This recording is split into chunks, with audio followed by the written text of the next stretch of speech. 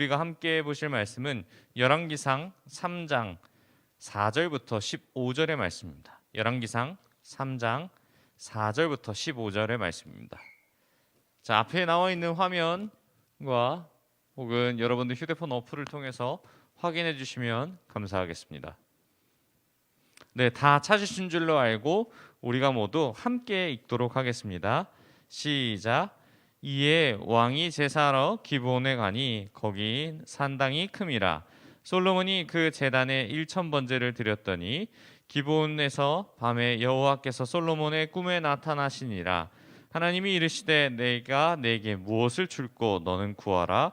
솔로몬이 이르되 주의 종 내 아버지 다윗이 성실과 공의와 정직한 마음으로 주와 함께 주 앞에서 행함으로 주께서 그에게 큰 은혜를 베푸셨고 주께서 또 그를 위하여 이 큰 은혜를 항상 주사 오늘과 같이 그 자리에 앉은 아들을 그에게 주셨나이다. 나의 하나님 여호와여 주께서 종으로 종의 아버지 다윗을 대신하여 왕이 되게 하셨사오나 종은 작은 아이라 출입할 줄을 알지 못하고 왕께서 택하신 백성 가운데 있나이다. 그들은 큰 백성이라 수요가 많아서 셀 수도 없고 기록할 수도 없사오니 누가 주의 이 많은 백성을 재판할 수 있사오리이까. 듣는 마음을 종에게 주사 주의 백성을 재판하여 선악을 분별하게 하옵소서. 솔로몬이 이것을 구하매 그 말씀이 주의 마음에 든지라. 이에 하나님이 그에게 이르시되 내가 이것을 구하도다. 자기를 위하여 장수하기를 구하지 아니하며 부도 구하지 아니하며 자기 원수의 생명을 멸하기도 구하지 아니하고 오직 송사를 듣고 분별하는 지혜를 구하였으니 내가 내 말대로 하여 내게 지혜롭고 총명한 마음을 주노니 내 앞에서 너와 같을 자가 없었거니와 내 뒤에도 너와 같을 자가 일어남이 없으리라. 내가 지혜를 구하지 아니한 부귀와 영화도 주노니 내 평생의 왕들 중에 너와 같을 자가 없을 것이라. 내가 만일 내 아버지 다윗이 행함같이 내 길로 행하며 내 법도와 명령을 지키면 내가 또 내 날을 길게 하리라. 솔로몬이 깨어보니 꿈이더라. 이에 예루살렘에 이르러 여호와의 언약궤 앞에 서서 번제와 감사의 제물을 드리고 모든 신하들을 위하여 잔치하였더라. 아멘. 진짜 필요한 것이 무엇인가란 제목으로 하나님의 은혜를 함께 나누겠습니다. 지난주에 함께 나눴던 말씀을 한번 떠올려 보겠습니다. 과부의 헌금을 보면서 칭찬하신 예수님의 말씀과 그 의도를 기억하고 계십니까? 액수가 중요한 것이 아니라 우리에게 은혜를 베푸신 그 사랑에 감사를 드린다라는 것을 기억하시고 꼭 적은 금액 10원이든 100원이든 1000원이든 정성껏 준비한 예물을 하나님 앞에 드리는 예배자가 되길 소망합니다. 오늘 이 말씀은 지난번에 살펴보았던 이 바디메오의 말씀과 굉장히 흡사합니다. 예수님께서 바디메오에게 가서 무엇하여 주기를 원하냐라고 했을 때 이 바디메오는 뭐라 이야기했는지 기억하십니까? 맹인이었던 이 사람은 보길 원하나이다라고 고백했습니다. 그런데 신약에서의 바디메오가 있었다면 구약에선 바로 솔로몬이 있습니다. 솔로몬은 세상에서 가장 지혜로운 사람이라고 이야기하는데 아마 성경의 전체 인물 중 가장 지혜로운 인물을 꼽으라 하면은 누구든지 솔로몬이라고 생각하지 않을까 싶습니다. 왜 솔로몬이 지혜로운지 혹시 알고 계십니까? 솔로몬의 왜 지혜로운지를 사람들은 잘 알지 못합니다. 하지만 그 지혜로움에 대해서 사람들은 평가할 때 성경에 기록되어 있는 솔로몬의 재판을 그 예로 듭니다. 서로 주장하는 아이의 엄마가 누구인지 알 수 없는 상황에서 이 지혜로운 질문에 대한 답변으로서 솔로몬은 이 재판을 능히 선악을 분별하는 놀라운 판결을 내렸습니다. 이 모습을 보면서 사람의 심리를 꿰뚫어 보는 아주 탁월한 지혜가 솔로몬에게 있을 뿐만 아니라 당시에는 그 어떤 어려운 문제도 척척 풀어내는 그의 능력을 많은 세간의 사람들이 보았기에 세상에서 가장 지혜로운 사람이라고 뽑았습니다. 그렇다면 그 솔로몬의 지혜는 어디로부터 왔을까요? 태어날 때부터 지혜롭고 똑똑한 친구들이 조금 있습니다. 그러한 부류일까요? 만약 솔로몬이 IQ를 지금 테스트한다면 얼마나 될까요? 여러분들 혹시 IQ 측정해 보신 분 계십니까? 나는 IQ를 측정해 본 적이 없다. 없죠. 거의 다 해봤죠. 초등학교 때. 안 해봤어요? 한 번도 안 해봤어요? 시은이? 오. 해본 사람 혹시 손 한번 들으세요. 나는 IQ 측정해 본 적이 있다. 오, 요즘 초등학교에서 IQ 측정 안 해요? 와, 진짜 많이 달라졌군요. 우리 선생님들은 해보셨죠? 자신의 IQ가 어느 정도 되는지 잘 알고 계시죠? 저는 얼마나 될 것 같아요? 강도사님 IQ가 얼마나 될 것 같아요? 자, 100 이하다. 100 이상. 우리 준영이 고마워. 강도사님 100은 넘어.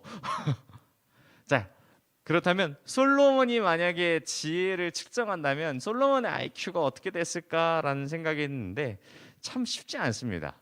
이 똑똑하다라는 것을, 지혜롭다라는 것을 객관적으로 평가할 수 있는 것이 너무나도 없기 때문입니다. 강도사님이 초등학교 때 IQ 측정을 했는데 제 기억으로는 그때 117이 나왔던 것 같아요. 처음에 이제 그 답안지에 마킹을 해야 되는데 그 마킹하는 거를 처음 해봐가지고 초등학교 2학년 때인가 3학년 때인가 했었던 것 같은데 이 답안지에 마킹해야 될 거를 문제지에 마킹한 거예요. 그래서 한번 혼이 나고 답안지에 다 옮겨 적었어요. 그래서 117이 나왔었는데 이 모습에서 저에게도 희망이 하나 있었습니다. 나는 똑똑하지 못한 것인가? 라는 생각이 가졌는데 통계 자료를 찾아보니까 우리나라 평균 IQ가 약 106 정도 된다고 합니다. 106 정도. 굉장히 높은 거예요. 우리나라 사람이 거의 평균 IQ가 100이 넘어간다는 것은 굉장히 똑똑한 민족이라고 합니다. 일반 다른 나라의 사람들의 IQ 측정을 보면은 현저하게 낮은 부분들이 나타나는데 대부분 100 이하의 모습으로 나타난다고 합니다. 그렇다면 우리나라에서 가장 똑똑한 사람들이 모인다는 서울대 사람들의 평균 IQ는 얼마나 될까요? 자, 한번 표시해 보겠습니다. 얼마 될까요? 130 이상? 140 이상 될까요? 그 정도 될 것 같아, 시은아? 안 될 것 같아? 도훈이는 얼마나 될 것 같아? 한 120? 아니면 150? 110? 오. 그 자료를 찾아보니까 서울대 평균 IQ는 110에서 120 사이라고 합니다. 저는 이거 보면서 굉장히 놀랐어요. 아, 내가 서울대 갈 IQ였구나 라는 사실을 느끼면서 굉장히 조금 마음에 안도를 했는데 이 서울대 사람들의 평균 IQ를 봤을 때 110에서 120 사이라고 생각했을 때 저는 너무 놀랐습니다. 사람들의 평균 IQ가 130, 140 아니면 그 이상일 거라고 생각을 했는데 서울대 사람들의 이 IQ를 보면서 지혜롭거나 똑똑하다는 것의 측정을 IQ로 할 수 없구나라는 사실을 다시 한번 깨닫고 이것은 공부의 영역, 뭐 똑똑하거나 지혜로움의 능력은 객관화할 수 없으며 그리고 사람마다 다르구나라는 생각을 또 들었습니다. 또 한 가지 예를 들어보겠습니다. 대부분의 우리나라 정치하시는 정치가들을 국회의원이나 이런 사람들을 보면 어마어마하게 똑똑하신 분들이 많습니다. 정말 학력이 너무 좋으신 분들이 많은데 그런 사람들의 모습을 볼 때마다 IQ가 70 이하인 것 같아요. 가끔 보면 하는 행동들을 보면 그래서 이게 정말 지혜로운 것은 또 다른 부분이구나라는 생각을 들었습니다. 이것을 찾아보면서 또 다른 기사를 찾아봤는데 공신 강성태는 자신의 IQ가 124가 나왔다고 합니다.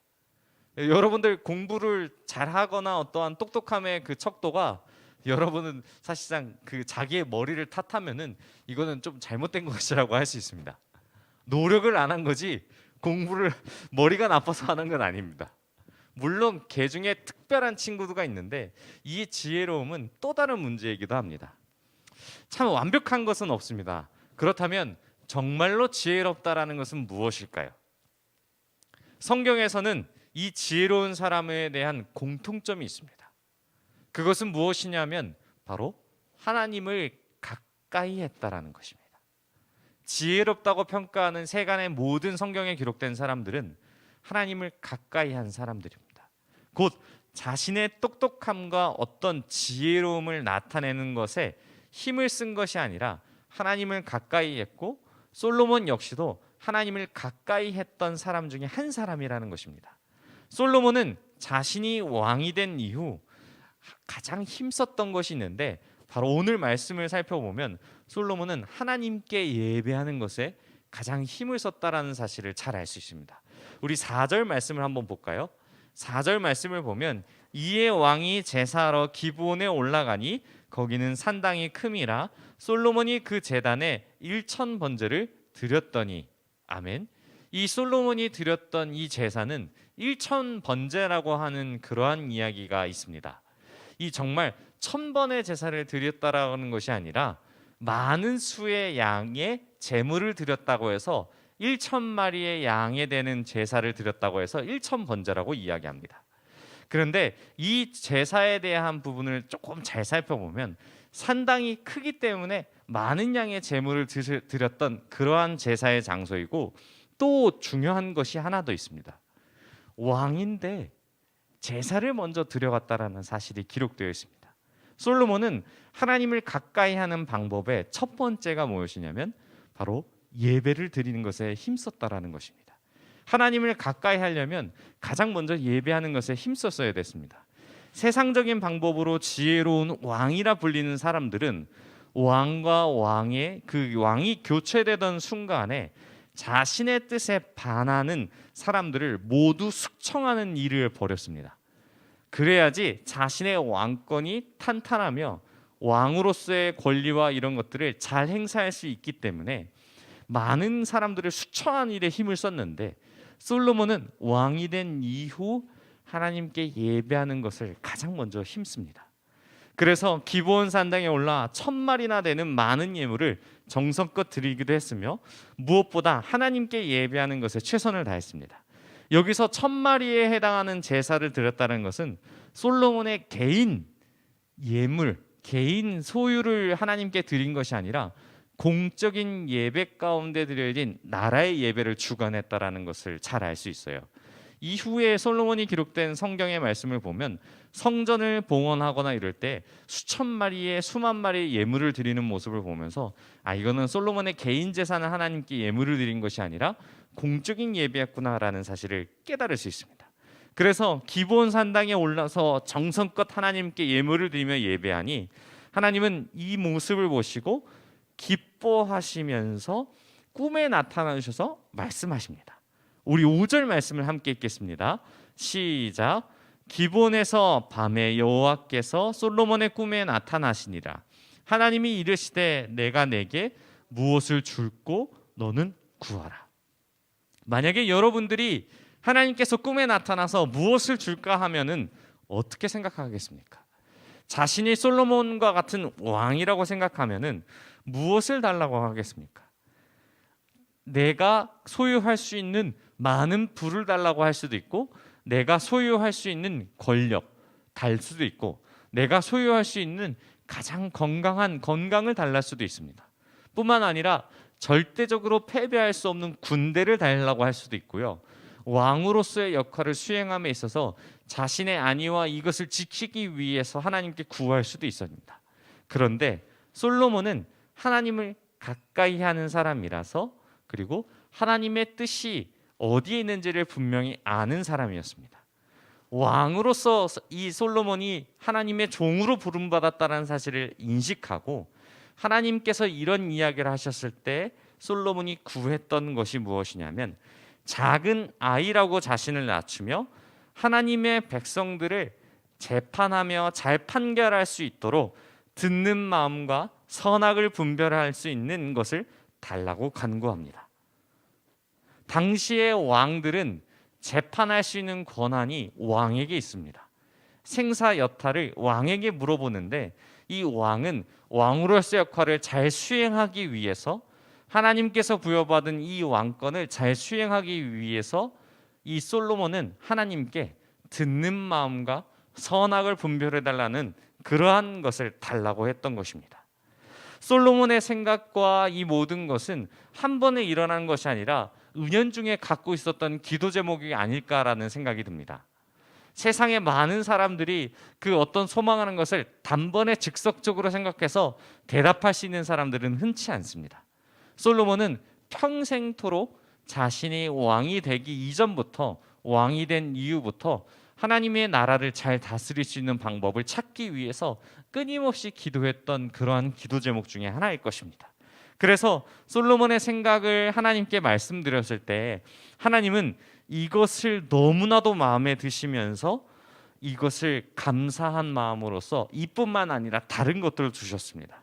만약 솔로몬이 이전에 지혜로운 생각이 들어서 완악한 마음이 들어서 하나님이 내가 이걸 달라고 하시면 다른 것도 더 주시겠지라는 그 이솝우화에 나오는 금도끼와 은도끼 사건처럼 대했다면 어떻게 됐을까요? 하나님은 중심을 보시는 하나님이기 때문에 이것을 꿰뚫어 보시고 그의 마음 가운데 완악함을 꾸짖으셨을 것입니다. 그런데 이 마음은 솔로몬이 어떠한 마음의 완악함이 아니라 진짜 진심으로 하나님을 사랑하기에 하나님의 백성을 잘 다스릴 수 있는 방법을 하나님께 구하고자 그 능력이 나에게 있지 않고 하나님께 있음을 고백하며 간구했던 것이죠. 이 말씀에 대해서 하나님은 자신의 대적이나 왕권에 강화하는 수단을 요구하지 않고 종으로서 왕이 해야 될 일들을 간구했기 때문에 그에게 그의 간구대로 지혜롭고 총명한 마음을 주셨는데 하나님은 여기서 그치지 않으시고 하나님의 마음을 기쁘게 하셨기 때문에 솔로몬이 구하지 않았던 부귀와 영화도 주시기도 하시고 다윗처럼 말씀대로 살면 장수하기까지 한다라는 말씀을 주셨습니다. 그런데 여기에 조건이 있습니다. 우리는 그 조건을 한번 살펴보려고 합니다. 솔로몬이 이 모든 것을 하나님께서 허락하신다고 하셨는데 조건이 있죠. 14절 말씀을 보면은 내 아버지 다윗의 행한 같이 내 길로 행하며 내 법도와 명령을 지키면 내가 또 내 날을 길게 하리라. 이 말씀에 보면은 조건이 들어갑니다. 내 아버지 다윗처럼 잘 왕으로서 하나님을 가까이 하면은 내가 장수하리라라고 했는데 이 장수하는 조건이 하나님 말씀의 순종함입니다. 세상의 부귀와 영화와 끊임없이 세상 사람들이 감탄할 수 있는 지혜를 모두 가진다 한더라도 생명이 없으면은 그 생명이 끊어지면 이것을 소유할 수 없습니다. 하나님은 이 제약을 둠으로 말미암아 진짜 너가 하나님을 섬기는 것에 그 마음을 온전히 써야 될 것을 이야기하신 것이죠. 사랑하는 고등부 여러분, 솔로몬은 하나님께 이 모든 것을 받은 다음에 어떤 행동을 할까요? 우리는 말씀대로 봤을 때 솔로몬은 다시 예루살렘으로 돌아가 번제와 화목제를 드립니다. 이것이 솔로몬이 지혜로운 이유입니다. 사람들은 하나님을 자신의 부족처럼 이용하는 사람들이 너무나도 많습니다. 요술램프의 지니처럼 자신이 소망하는 것을 이루고자 하나님께 그 마음을 엽니다. 하지만 오늘 말씀에서 진짜 지혜는 하나님으로부터 오는 것이며 그 시작은 하나님께 예배하며 경외하는 것이라 이야기합니다.